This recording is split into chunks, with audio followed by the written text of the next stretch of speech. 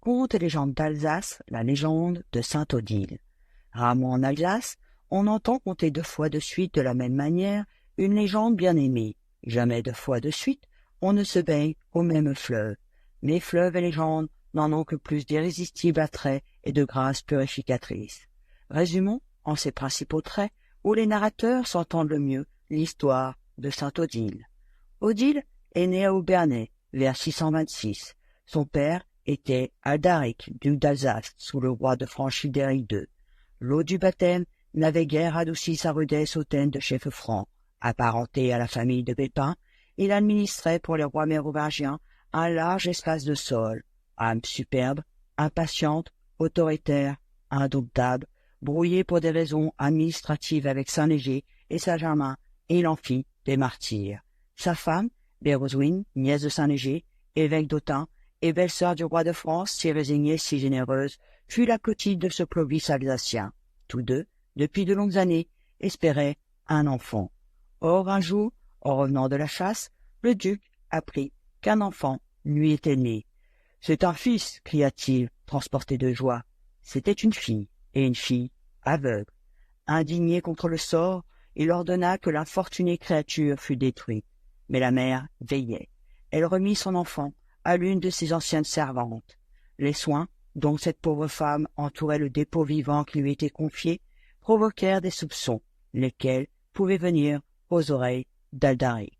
Or, Béroswine avait une tante qui était abbesse du couvent de Balma, autour duquel devait s'élever l'esquiville de Baume-les-Dames, dans le comté de Bourgogne. Ce couvent lointain parut un refuge plus sûr. L'enfant y grandit parmi les prières et les chants des religieuses. Un jour, saint Érard, qui évangélisait la Bavière, entendit une voix qui lui disait « Va au monastère de Balma, tu y trouveras une petite fille aveugle, tu la baptiseras en lui donnant le nom d'Odile, et elle verra clair. » Saint Édrade emmena avec lui son frère, saint Tilduf, qui venait de fonder, sur le versant des Vosges opposé à Obernai, l'abbaye de Montémoutier. Dès que l'eau, saint toucha le front d'Odile, ses yeux s'ouvrirent à la lumière. Ils furent les plus bleus et les plus beaux du monde. Le saint bénit également le voile qu'Odile portait et qu'elle se jura de ne plus quitter. Aldaric avait eu d'autres enfants, 4 fils et une fille. Odile, qui rêvait de revenir à la terre maternelle, entra secrètement en relation avec le plus jeune de ses frères, nommé Hugues, qui avait déjà grand renom de bonté. D'accord avec sa mère, Hugues fit revenir Odile en Alsace, à l'insu de tous. Aldaric n'habitait plus Obernai. Sa résidence de prédilection était le château qu'il avait fait bâtir sur les ponts rocheux des Vosges, projetés vers l'est, à l'endroit où s'était élevée une forteresse romaine. Un matin, il aperçut, gravissant la montagne, une jeune fille aux cheveux blonds et aux clairs yeux bleus. « Voilà, dit-il, une créature aimable et toute pudeur. Heureux son père. » Hugues pensa. Le moment est venu de révéler la vérité. « Ah, mon père, c'est le premier-né de vos enfants. Une fille pieuse et vraiment parfaite. Votre cœur vous a bien averti. » Hugues ne prononça pas un mot de plus. Le duc n'admettait pas qu'on lui désobéit en rien. Dans sa colère, il leva son bâton à pomme d'ivoire et l'abaissa sur Hugues qui tomba mort. Mais tout de suite, l'horreur de son acte l'accabla et courut vers sa fille qui déjà disparaissait dans la forêt et la suppliant de prier pour lui, s'agenouilla devant elle. Dans la tendresse dont Odile l'entoura dès lors, il oublia peu à peu ses propres fautes. Il voyait avec tant de joie et de fierté sa fille retrouvée devenir la fleur esquisse de sa maison ducale. De jeunes seigneurs se présentèrent en foule, qui prétendaient à la main d'Odile. Inquiète, elle exprima le souhait de retourner au couvent de Balma. « Reste, je t'en prie, » murmura la mère. Un prince de Germanie plus riche et plus obstiné que tous ses rivaux la demanda en mariage. Il s'insinua dans la faveur d'Aldaric. « Tu épouseras cet homme, » dit à Odile ce père tyrannique. « Je t'ordonne de l'épouser. » Odile répondit qu'elle n'aurait jamais d'autre époux que Jésus. Hérité d'une telle résistance, le duc pensa en avoir raison par la rigueur et l'opiniâtreté. Odile, forcée de paraître à toutes les fêtes et de recevoir tous les hommages de la flatterie, n'était plus qu'une prisonnière dans le château paternel. Un soir, ayant compris qu'il ne restait plus qu'un moyen de salut, la fuite, elle réussit à ouvrir une porte dérobée et, vêtue de haillons, gagna la campagne. Elle marcha vers le Rhin dans la nuit déserte. Mais au château, on s'était aperçu de sa disparition. Le duc, accompagné du prétendant et suivi de quelques serviteurs, s'est lancé à cheval sur sa trace. « Avez-vous vu, demanda-t-il, une jeune princesse qui traversait le fleuve ? » Nous n'avons vu qu'une mendiante qui semblait brisée de fatigue. De quel côté allait-elle ? Vers Fribourg-en-Brisgau. Le duc piqua des deux et la cavalcade reprit le galop. Non loin de Fribourg, Odile entendit le pas des chevaux et le cri des hommes. Elle se retourna, et derrière elle, reconnut son père. Devant elle, se dressait une ligne de rochers, infranchissable. Elle était prise. « Mon Dieu !» implora-t-elle, « je m'en remets à vous. » Alors, un des rochers s'ouvrit. La laissa passer et se referma. C'en était trop. L'âme inflexible de Daraïque plia sous ce miracle expressif. Tout bouleversé, il rentra à Olinbourg et fit annoncer au loin, par des héros d'armes, qu'il respecterait désormais la vocation religieuse de sa fille. Odile, prévenue, répondit qu'elle était prête à entendre son père. « Pardonnez-moi, ma fille, désormais tu seras maîtresse de ton destin, à condition… »« Achevez, mon père, à condition que tu demeures à Olinbourg. »« Mon père, je demeurerai. » Plus que jamais, Odile était résolue à se consacrer à la vie monastique. Le père eut encore un mouvement de courroux, mais ayant engagé sa parole, il mit son orgueil à édifier pour Odile un monastère incomparable. Son château de Olinbourg fut transformé par ses soins en une abbaye véritablement princière, à laquelle il rattacha l'ample domaine qu'il possédait aux environs. Bientôt, à ce couvent de Olinbourg accoururent des jeunes filles également nobles que l'exemple d'Odile attirait. Odile leur apprit à passer des jours et des nuits dans la méditation des saintes écritures. Elle se réservait les plus cruelles mortifications, ne mangeant qu'un peu de pain d'orge, pas même à sa faim, n'ayant pour couche et couverture qu'une peau d'ours rejoint, pour coussin qu'une pierre frustre de la montagne. Sa maxime était de répandre sur les pauvres et sur les malades l'indulgence et la faiblesse qu'on a trop souvent pour soi-même. On devine que pauvre et malade ne manquait pas au dévouement de la jeune sainte. Un matin, à la porte du monastère, un lépreux vint s'asseoir, mourant de faim. Personne n'osait l'approcher à cause de ces épouvantables plaies contagieuses.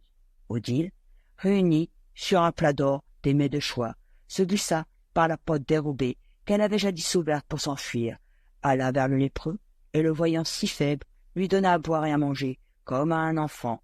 Revenu à lui, il pleura. « Hélas, répétait-il, je suis trop malheureux. » On n'est jamais trop malheureux, puisque Dieu est trop bon. Ainsi lui répondit Odile, et elle l'embrassa. Ce fut, si l'on exerce son père et ses frères, le seul homme dont ses lèvres touchèrent le visage. Soudain, le lépreux apparut, guéri. Vers cette époque de sa vie, Odile conçut une nouvelle inquiétude. Elle songeait aux malades et aux pauvres, trop épuisés, trop infirmes pour gravir l'âpre chemin du couvent. Il faudrait, se disait-elle, que le couvent descendît vers eux.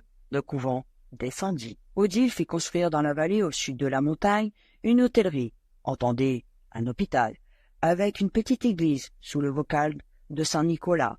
Tous les matins, elle allait visiter ses malades et réconforter ses pauvres, puis remontait l'âpre chemin du couvent, prenant sa fatigue cruelle pour la meilleure des récompenses. Elle fut la première sœur de charité en cette terre d'Alsace, d'où sont partis dans la suite, comme de la terre de Lorraine, autant de sœurs de charité que de soldats.